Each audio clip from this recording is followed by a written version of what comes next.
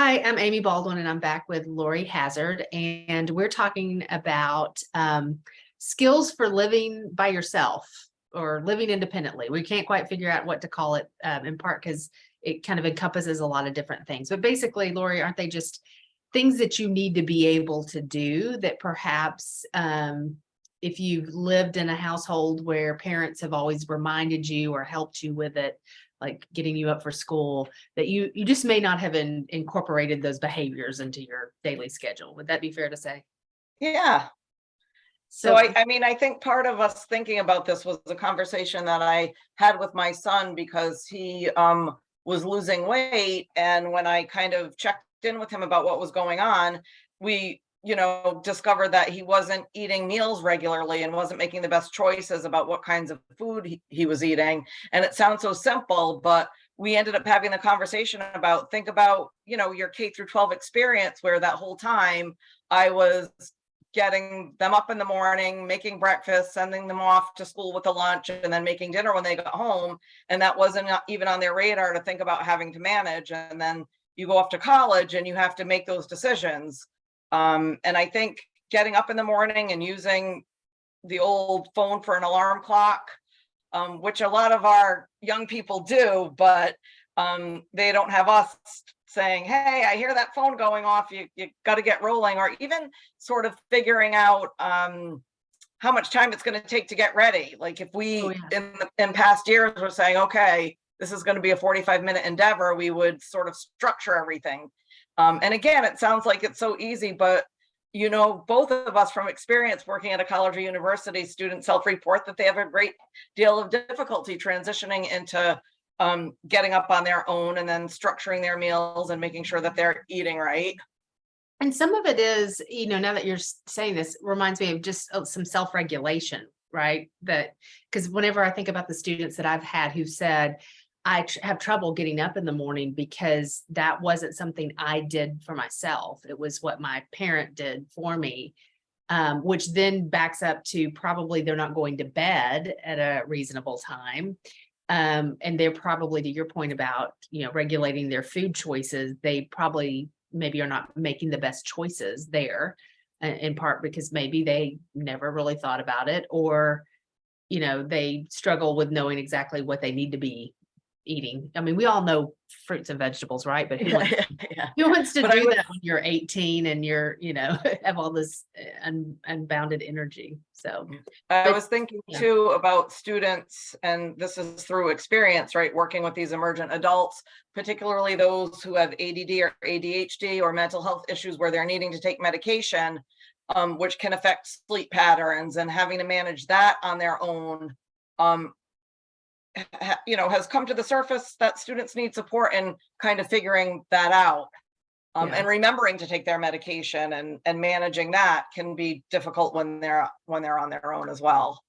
Well, if we think about it in the cycle of a day, so they need to be able to get themselves up uh, at a time that they set. Maybe they set an alarm, and then they can actually get up from that. They need to be able to determine when they're going to eat, and how Mhm. much, and what choices they're going to make. I would even probably say that those tasks that you have to do that we all have to do just to maintain, which is either clean up, make up our bed, perhaps clean up our dirty clothes, do laundry, do the basic hygiene, giving ourselves time to do all of that. And then, if things aren't going well, finding resources, like you don't feel well, talk to somebody or go to the student health center, and then finally going to bed at a reasonable time. So there's all those things that take up our days that we don't think about. And whenever our students are by themselves without our prodding and reminding, they can forget to do that. Is there Yeah, been and I a think it's missing in that cycle? yeah, I mean, I think it's challenging to manage daily tasks on a college student schedule because classes can be at odd times, right? It's Yeah, not like they're going off to a job that's structured for them all day long. They have right. to put structure into their schedule, and some students have evening classes, afternoon classes, morning classes.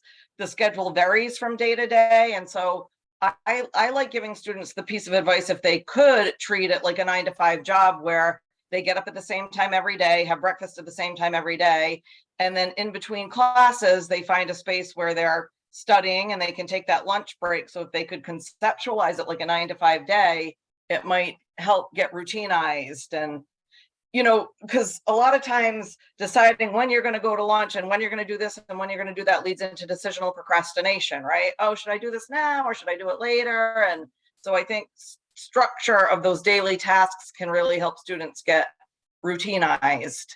Yeah. And, I think a big part of this too is if something is not working, you're having trouble getting up in the morning, you're having trouble going to bed and going to sleep, falling asleep or staying asleep.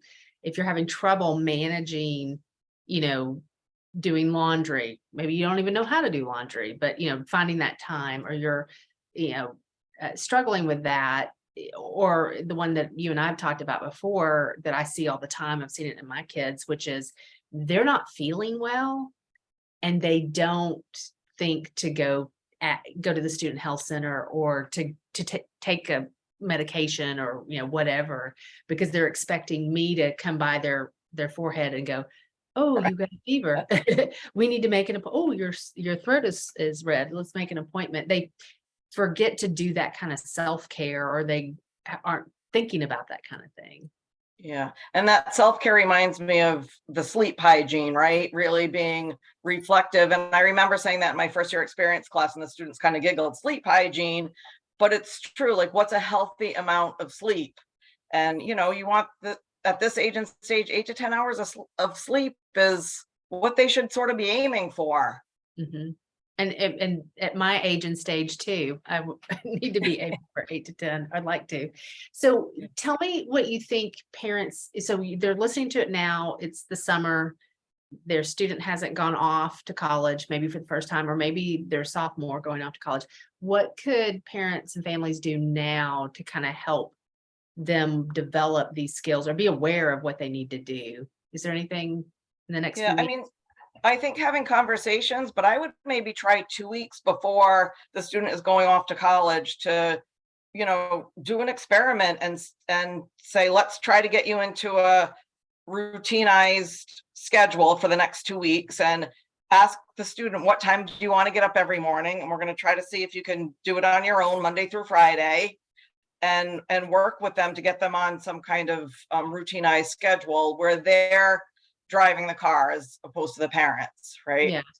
And I would even say they dictate how they're cleaning their room or not. They're taking care of their laundry. They're doing those kinds of things, or maybe making an appointment if there are appointments that need to be made.